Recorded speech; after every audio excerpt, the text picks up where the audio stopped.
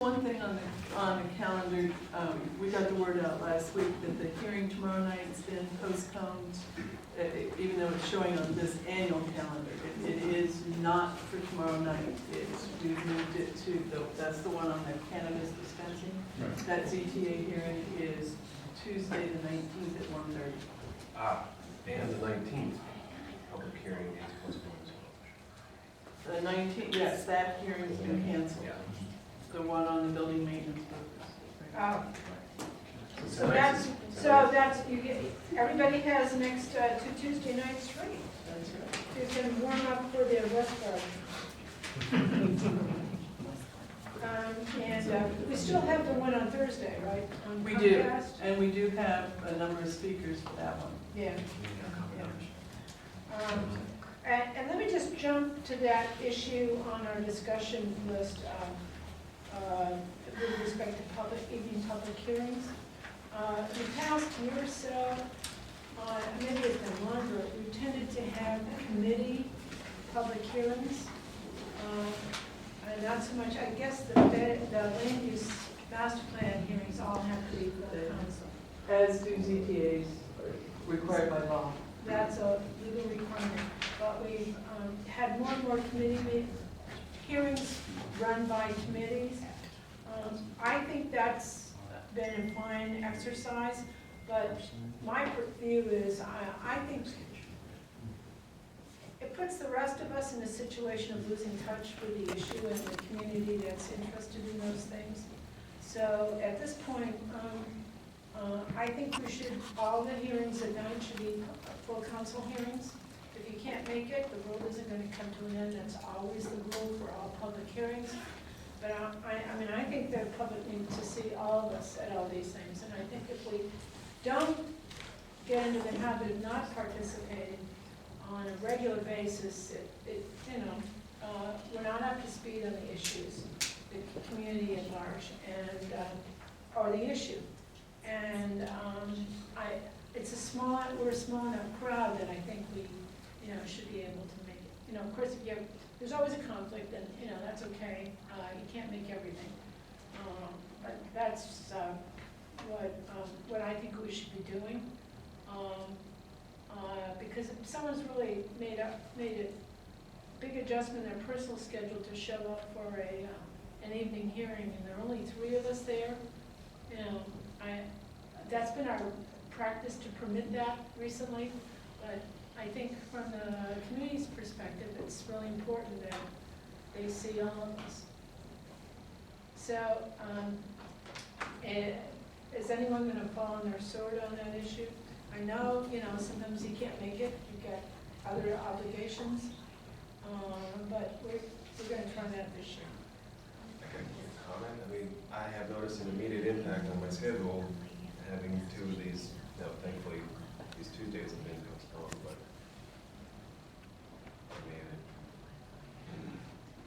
I didn't feel that there was a problem as it was.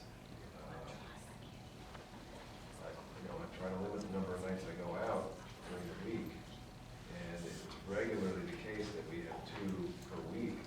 That's taking a lot out of what I can do in a week. So I don't know how you make the decision about when they're evening and when they're day as well.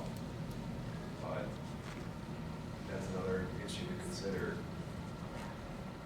Well, I think we try to stick to one on Tuesday night. I think, Linda, these other hearings have been put on as wholes and in large degree this week and the next week. I think it was because we had other bills scheduled that had Typically after a recess, there's things that have piled up that we have to get into. So typically January is a little fuller than others, and maybe coming back in September where we've had to, pile up. But often it's not too a week. Okay, let me note this down. I think we have Mark, Tom, Roger, Craig. Mark. So I don't have a problem with going back to full council expectation. I think it's a good thing. But I think that there's some things we do which lend themselves to afternoon meetings. And there's some things we do which are clearly community interest, anytime CTA, any else, we should never do that in the afternoon. All that stuff, I think, on the evening, so people have a chance to get there. But we do things we're always see as a couple of professionals. And, you know, that's the kind of stuff where we see people who are paid to be there anyway. And I'm going to call them those in the afternoon. But, yeah, if we can hold these to one night a week, we can get away with not doing 2 nights a week, great. If it's 2 nights a week sometimes, that's the way it is. But I do think people are going to think we're disconnected if we start doing, you know, things that are illegal tax. Yeah. It won't be free council over there. Yeah, well, that's why I know this time. Maybe there are examples I'm not thinking of, but I'm not sure when I can think of times when we have had committee hearings on major public issues with only 3 council members in evening hearing. I mean, I'm thinking the pesticide one, the safe and sick leave. I think the child care hearings, my recollection is they were all committee hearings in the evening that, you know, a supermajority of council members attended because they were big countywide major issues. To me, I tend to agree with the way we've been doing it, not because it lightens the load. I tend to have an evening meeting or multiple, you know, invitations every night. I'm sure you all do. My district, I think, is particularly hyper about everybody holding meetings all the time and inviting me, expecting me to be at them. To me, it's not a question of not, you know, going to Rockville and staying home. It's a question of going to Rockville versus and the expectation that I'm there versus attending a meeting in my district of my constituents where 100% of them are constituents and not, you know, a separate, very small group. To me, this really comes down, these are open meetings, and council members have had the ability to attend the ones that they think are the most relevant and that fit in their schedule. And to me, this really comes down to, and I think we're all grown-ups have made good decisions about how to spend their time. And I think, you know, we're in a public service to know when we need to be in Rockville and when we don't.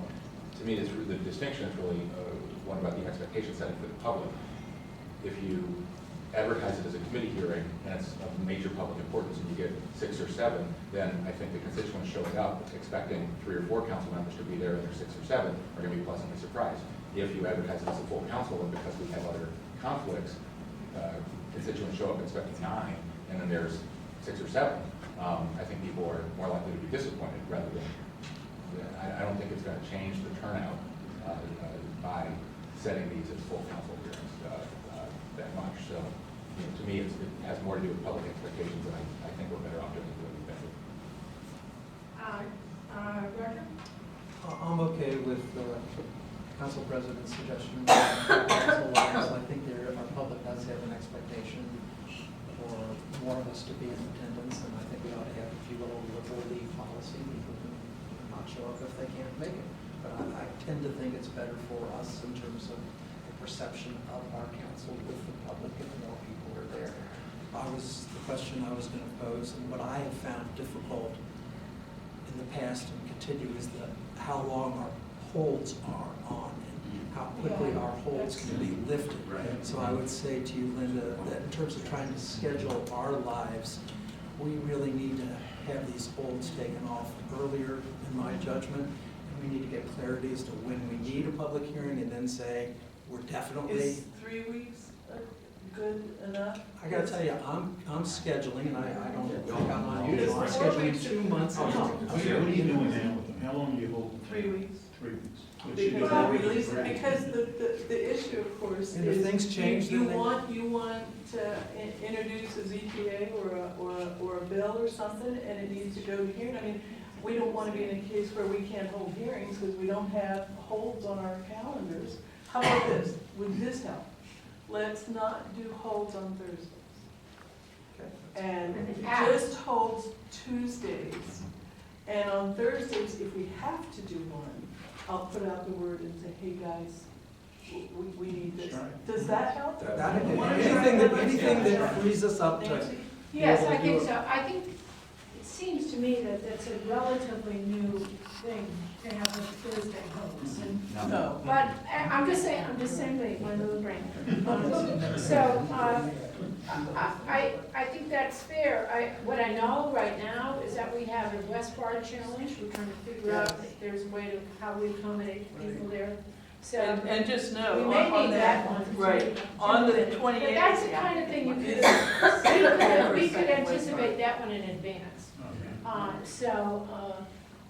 But let us do our very best to limit it to Tuesday night. It's, the challenge is, stuff changes. And it's already changed in the past week about public hearings, and we're doing our very best to keep us on track. So, but if our rule is it's Tuesday night, then actually the whole world understands that too. And I think that's easier for me. Well, our commitment is, actually the job is Tuesdays, so that's the deal. And the community frankly knows that. They've always known that. And they understand if you can only come by, say hi, I've got to go to a public hearing. That's historically understood. So let's give that a shot. But we got some more people. We have Craig and George. So Craig? So, we had talked before about time-wise, and there had been some discussion about 7 versus 7:30. Again, I'm just gonna put it out there for folks who do wanna be able to run home. I just noticed a couple of them are actually at 7 instead of 7:30 as we got. All the later on. CIP and operating budgets have always traditionally been 7 o'clock, so we can put more speakers on those nights. Okay. Other than that, they're 7:30. We're still sticking with the 7:30 time 7:30, frame. except for Okay, CIP and operating budget, unless you want to change it. okay, I just saw a couple of them, so Yeah, I was that's wondering fine. if we had changed back. Because Yeah. the 7:30 is a lot easier for folks who need to get home, do some stuff with their kids and homework and stuff like that, and then come back to them. And we've been doing a pretty good job. I want to compliment everybody on letting the public testify, which allows us to listen to more people. Right. Once we start engaging, that's when it's, once we start, we really can't stop. Yeah. So everyone's been doing a great job of that. And if you've got questions at the end, you can always ask the staff to follow up on things. But if we don't have that, a debate, because once one person starts, we're all sort of obligated to get in, and then we don't ever get done. I just think you're doing a great job in that regard. And that helps us to just focus on community support. George? Yeah, very briefly, I want to associate myself with Roger and with the council president. I think I'm glad that Roger raised the issue of polls. I'm glad Linda Lauer heard it.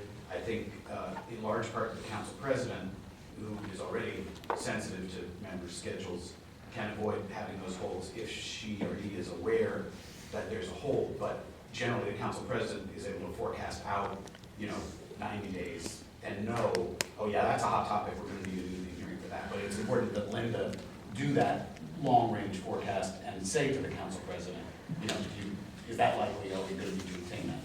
The concession on Thursdays is great, but Tuesdays also. So I just, that is a problem for scheduling. And then I was going to raise this point. I wanted to agree with the council president. Several of us were there for the long delegation hearing at the end of last year. It was actually my last night as presiding officer. And it was amazing to me to hear elected officials argue with their constituents who showed up to testify. And I hadn't heard it at the county council in a long time. It used to happen at the county council, and we don't do it anymore. And boy, it didn't reflect well on our delegation. I mean, they just were, quarreling and picking fights and being, Most of them did. But yeah, but it only takes one. That's right. To, I agree. to put the whole body in. It's not all 24. So anyway, I'm glad you raised it. For the record. I'm glad you raised it, and I do think that it reflects better on us just to listen at public hearings. That's what they're for. And when we started that practice, and I guess maybe it was when Craig was presiding officer, he explained to the public, look, the fact that we're not engaging or asking questions doesn't mean we're not paying correction. Maybe it was Mr. Berlin, but whoever. But anyway, the point is really, it's more respectful. It's very difficult when you're sitting at that high dais not to come off as aggressive and, interrogatory, and it gets us home earlier. So, and it's more respectful to witnesses who are later on the witness list, that you get to them better. So I couldn't agree more that, don't ask questions, and certainly don't disagree or pick fights. That's not why we're here. Yeah, it's been moving pretty well. Yeah. And that allows us to accommodate a few other people too. Sometimes we get last minute folks. Nancy? I would only add that I think I would prefer that the council president, in the case, which is rare but it has happened, where you have a theme going on that is factually incorrect. I find Yeah. myself in a very strange position when nobody's saying anything, correcting the very incorrect statements. But I think if the council president then can take on that responsibility of very just, succinctly just say, well, those numbers are not correct, or this is not this, whatever, and then we move on, that would be very helpful, because those moments have occurred in the past, and they've been very awkward and promote misinformation. Well, that's a good point, and sometimes one way to address that is where have council staff there, for them to be the ones to add some facts. As you know, though, it's a slippery slope in terms of interpretation and information and how Well, some people are. Most people who come to public hearings are not there to listen themselves, they're to testify. And they've worked hard on their testimony usually, and they're pretty certain that they're right about whatever it is they have to say. But it is being broadcast, and I think it I would be know. incumbent on us, I know. especially when there are very, very straightforward, I mean, some things are up to interpretation, sometimes it's very straightforward clarification that, in my opinion, is important, because if not, it's left out there as if this is factual and this is correct. So, again, I just think that for me personally, that's an important function. That's true, and so, certainly when anybody sees that, please let me know, and our staff is aware of something that needs to be straightened out. We need to all put together, which is, actually, this is a little pet peeve of mine, with respect to public hearings, but we need supporting staff at the dais and in the room to help us. Sometimes people need help with the lights, getting in, distributing papers. If you see someone struggling, the council members are sort of distracted, but for staff, if they can, if someone is dying of coughing or something, or their wheelchair won't adjust, or the light isn't working, if someone can, get up and help them. I try to do this periodically over the years, but it would be good if all the staff that was present for the council at a public hearing event would keep that in mind. Our job is to help the public, and sometimes little things go wrong, and we can really help them with that. So, Roger? In the public hearing peeve department, Yeah. with respect to staff, one of the things that happens, at least in my experience a lot, is that we get testimony from people that are testifying 3 panels after they've testified. And I don't understand why it is when we get testimony in advance or at the time, it's not collated to comport with the panel that's currently speaking so that we can follow it. At least that's been my experience. I sit next to her, Yeah, but people keep bringing it up as what happens. Yeah. And They're late. so she passes out everything she's got at the beginning of the meeting, but then some people bring it up when they're getting right before they testify, and it's already not collated. that you can't do. I Yeah. agree. But she does try, she really does go through it, Yeah. and she puts together everything she's got at the beginning. Well, let's say And it's we've tried their signs up inconsistent to- in terms of how it's handled, and We'll reinforce it. that would be a good reminder Yes. of folks we are trying to keep track, and someone's referring to a picture that we don't have. Right.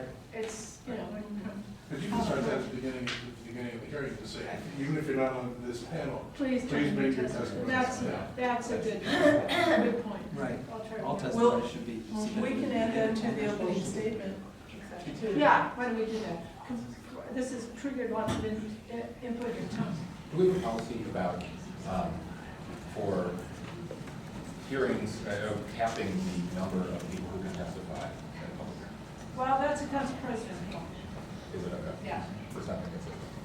We technically stop it at 30, but if you have a huge demand, Per event, yeah. like for pesticides, we had 2. I remember. Well, we've done it different ways. It depends, and we don't often know how many people want to testify until that night. Sometimes people show up Until 6 and beg to o'clock, get yeah. on. Well, technically, it's closed. My view is if we can do it, I'd like to accommodate them then. Other council presidents have had different views about that, and that's fine. My view is that if we keep our mouths shut, the community gets to weigh in more, and it's better to do it that way. But if we were up to 60, that is a really late night inquiry whether anyone's really listening at that point. That is the challenge. We're going through that right now. My personal inclination is the more the merrier, but that's not always true. But you've sat through budget hearings where we'll have, 50 people, and it's okay. It's okay, it gets long, it's okay. The challenge is getting people to say something that hasn't already been said.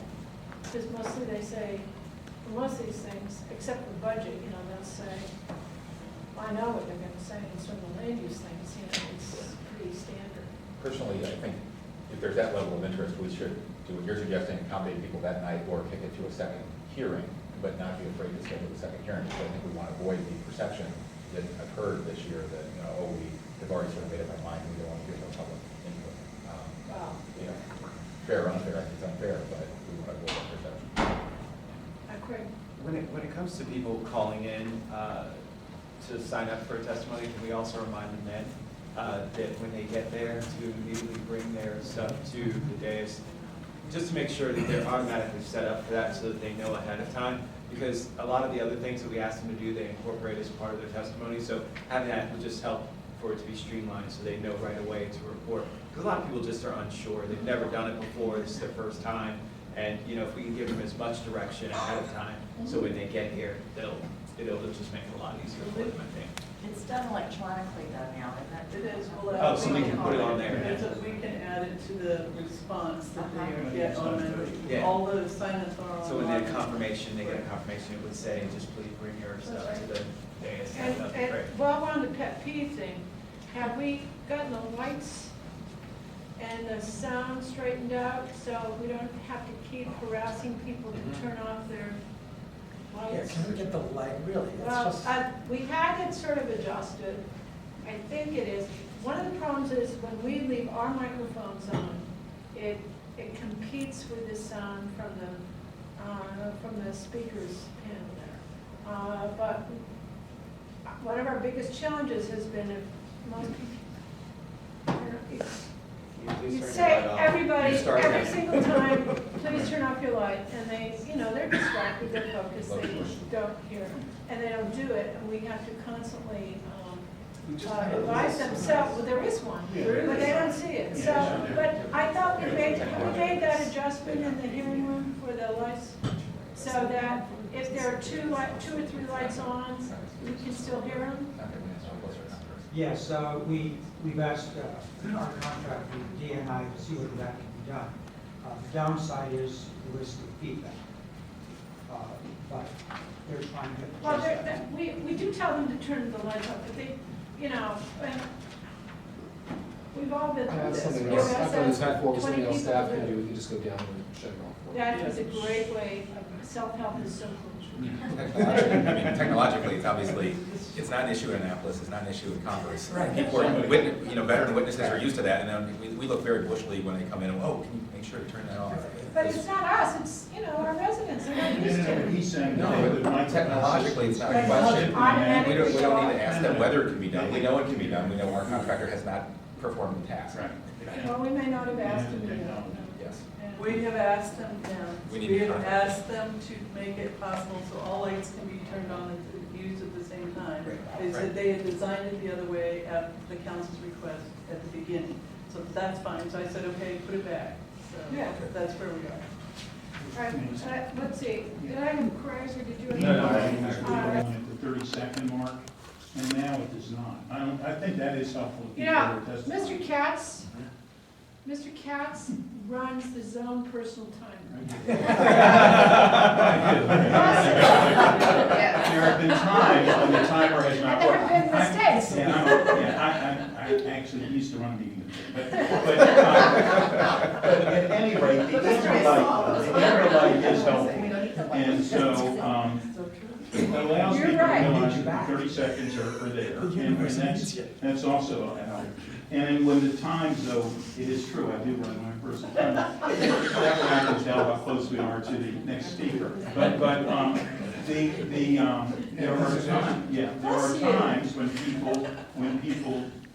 the light hasn't been started, that the staff member is doing other things and forgotten to start the light, and that's when help. The other thing is, and it's on my list to open the floor, but since it's a topic that we're discussing, what type of follow-up do we do for people that have testified at a public hearing? Do we send them notice, or does someone give them a call that says, you testified on this topic at such and such a time, and it was mentioned at that time that this is going to go to committee on, the following, next week, and we've since have this, for whatever reason, the schedule has changed. Does anybody get in touch with them so that they're aware? How do they know if something has changed? There is not contact after that point. I don't know what analysts do on topics, but there's, we work very hard to make sure it's announced at the time, when the Right. committee work session is going to be, but I'm not aware that there is any contact after that. I think if something changes, if something is the same, obviously they're on notice. They know when the committee meeting is going to be, or, and when that's announced. But if they're not, then I have had a couple people, not hundreds, don't get me wrong here, but I've had a couple people say that, I testified and nobody let me know anything beyond that. And I'd say, well, did you follow it up on the website or whatever? And some do and some don't. So I don't know if there's a way that we can communicate with them in a better form, especially if something changes. Are you asking, Sid, when you we're say gonna- something changes, are you asking about if a committee meeting that's been announced, that hearing has been moved to a different time? Yeah.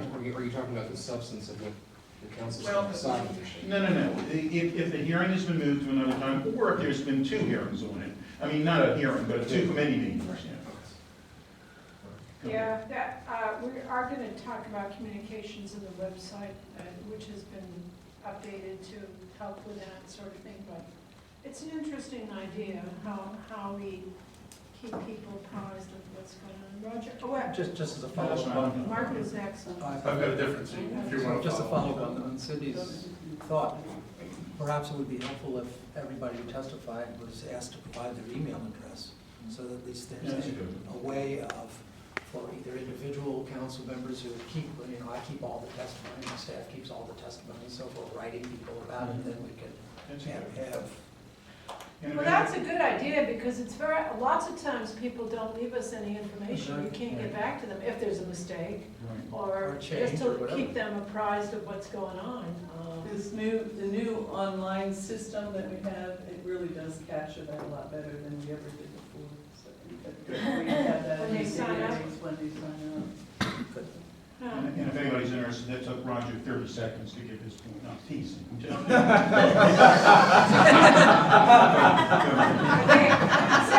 Say, watch out, because we may just give you the, we just may just give you the time for Josh. Watch out. I'm afraid he's gonna have an analysis of the Yeah. time everybody talks. Maybe the issue. Right, you're done. Yeah, go ahead. Mark, I don't think you want to go there. Mark and then Nancy. So, on the list Can I of follow up on Roger before? Good. Sid, very quickly, Sid, Thank you, very kind. I know we're gonna talk, about it in communications, but I was thinking the same thing, if we could just make sure that we get their emails, just do a group, and it really goes into what we've been doing generally in GO in terms of open government, et cetera. I think it would be a great addition to just, maybe just say, when you're testifying, Yes. reminder that the public hearing, the work sessions are gonna be held, blah, blah, blah. And it's also, and then if things change, also include something. And because we don't have so many, I think it goes a long way, it's more proactive, so. It's not that many individuals ordinarily anyways. I think people And we're mostly in contact with them if they're really deep into it. And if they're not, at least we're helping them understand how it works. Okay, is this another follow-up on this one? I think it'd be very helpful, thank you, Mark, for keeping people up. if the sign-up page had some information for people who are testifying, advising how to address their testimony, because that's a source of anxiety for people who are new to the process, like, who are they supposed to, and then how to format it. And one of the formatting requests that we could make could be name and email at the bottom, you know, something like I that. think I'm not following. On the sign-up page for Yeah. testimony, there could be instructions for witnesses. Uh-huh. And it could just be a little explanation of some of these important points, you know, as you Are you prepare. talking about the speakers list that's distributed at the hearing, or are you talking No, about? instructions for What's testimony. that? What's It that? should be addressed to Madam President and council On the members. website, we could advise them about how to prepare their, how to submit, how to address their testimony, and where, and to put contact information at the bottom of the paper testimony. And we could even tell them about the timing, you know, because they may not be aware of how long they have to speak, and the fact, I mean, if the microphones are still the way they are, we could ask them to, things like that. We could just have a little. We'll look over what we've said, and we give them a lot of that. You give them a lot of that as a document or something. Right. And so let me follow up on how we're getting it. And I'm not exactly sure if it's something that goes automatic, but something can go automatically to everybody as they sign up. Right, or it can just be on the page. Right. Okay, now, Mark. So, speaking of. Oh, wait, I have it now. George caught Sid, this, start the clock. George caught this a couple of times this year, and I appreciate it. There are people who sign up as individuals, who are not going to testify as individuals. Robbie Brewer is never an individual. Phil Commoners is never an individual. Joe Mandorf is never an individual. They are what they are, and they need to be listed that way, so people aren't confused that we got this individual testimony, which happens to represent the people for which the bill is either from us for or against. So I think they need to not sign up as individuals. Well, you know, the tricky part about that is we also have people from the other side.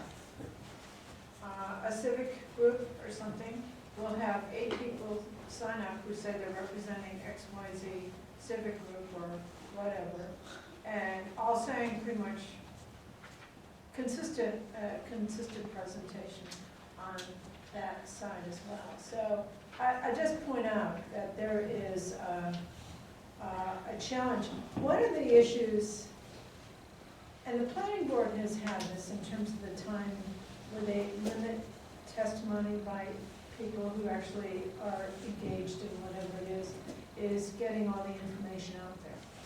So I don't know if that's really a problem. They often don't add that much. 3 minutes is not a lot if they're dealing with a complex issue.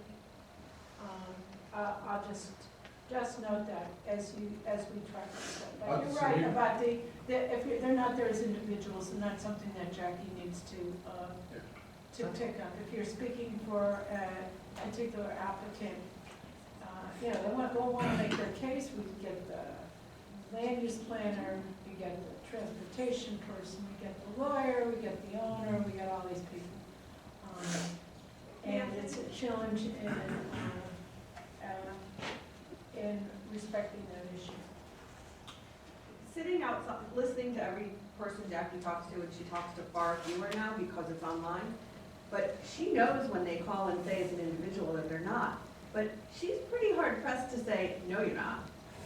I mean, she's not gonna say to Bill Commoners, you're really not testifying as an individual. It's Why a not? very difficult, Well, I'd be happy to tell them that. well, Well, Jackie, well, actually, no, it's they're not speaking for themselves. Bill Connors is, except for his fascination with plastic bags. I don't think Bill is actually. I'm just saying, it's a very difficult position to put Jackie in, for her to have to say to these people, no, you're not. Yeah. But they're not. Well, you say, no, well, she And could she say- doesn't talk to most of them anymore, because 95% is online. Well, that's an interesting problem, maybe we can solve it somehow. I just want, you know, I just want to Good point point. it out. Craig and the George.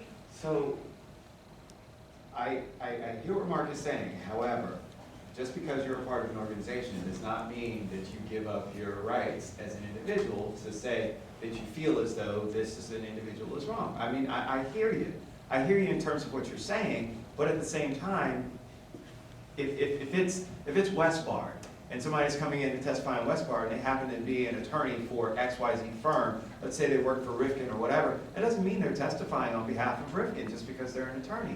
They could be an individual saying that I feel as though this policy is best to be X, Y, and Z. And so it's one of those where if you are representing, if you're representing that particular group, then yes, I could see you mandating, right? But that requires a lot of follow-up in terms of, so I understand what Lisa's saying, because look, if you're not representing that particular group, but you happen to be one of the land use attorneys, I mean, just because you're not representing that particular group, you're still speaking as an individual if you want to be speaking as an individual. It doesn't mean that just because you work for that organization, if I worked for Marriott and I came in, it doesn't mean that I'm always testifying on behalf of Marriott. I could be testifying as Craig Rice individual. And so, there's a gray area there that What's really. one of the distinctions? There isn't a gray area. If It's not- the first sentence is, You're not leaving. I am here You're speaking on breaking- behalf of X. Okay, I'll just comment that I know that there are people who would like to present panels, and they're on both sides of every issue. And that's one of our challenges. So I don't know that, as far as I'm concerned, the world, I just assume hear from more people than fewer people on all this stuff. I'm not particularly troubled myself personally, the issue of how many people speak for one particular angle of a project or a position, is always, how many times have we said, if you have nothing new to say, just raise your hand? And nobody's going to do that because they're here to communicate. So that's the challenge. Okay, George and then Ron. Well, amplifying the point that Roger said out of turn. Ding me 30 seconds. Here's the point, and it's a very simple screen, and it could be done online or it could be done by Jackie, and that is, are you being paid to represent this point of view tonight? That's it. And that's a very simple question, because otherwise you have a situation where you've got a limited number of speakers, and a particular client can flood the zone by hiring more witnesses. And that occurred on the pesticide bill, it occurred on the Costco bills. I mean, that's it. So it's a very simple screen. Have you been hired to present this testimony? Or we could work on the wording. And that's a matter of public disclosure. That's not a gray area. That's a question of representing to the public. What are the interests being presented here? That's plain and simple. Are you being paid to deliver this testimony? Well, and the point is also that they will submit lengthy written stuff anyway, so it's not that isn't Roger. Well, just to your point, Council President, it seems to me it's a separate issue as to how many people can present the same point of view than the question of owning up to that you're not an individual and that you're presenting a point of view for your client. Exactly. And if we collectively say it's okay for the particular business to have 3 or 4 people testify, I'd be okay with that. But the public has the right. As long as the public does, Right. right. So I just find them separable issues, and we've sort of conjoined them in a way that's unsatisfactory on both levels. Well, I think we'll continue this for a moment. Because I care more about the labeling than I care Exactly. about the Right. hours. How many people? I'm with Roger, but I came out of the co-park, our meetings. Let's agree that the lawyers are not there We for don't this want individual. So I'll listen to people talk, but I at least want to label, Right. this is who I'm Fair. talking If I about. may, it's not just the lawyers, it's also the experts. Yeah. I'm here representing science to tell you that the pesticide bill is a bad idea, and oh, by the way, Monsanto hired me to tell you. But why wouldn't we do what George? Fair enough, so let's figure out, we'll try to work on that and figure out a way to, at least that, I think that what everyone is agreeing on, it's not the number, it's the association. And we're less demanding of the community groups than we are of the applicant people who are being paid to do something. Right. So, okay, that's good to be clear about. Getting back to our list of things.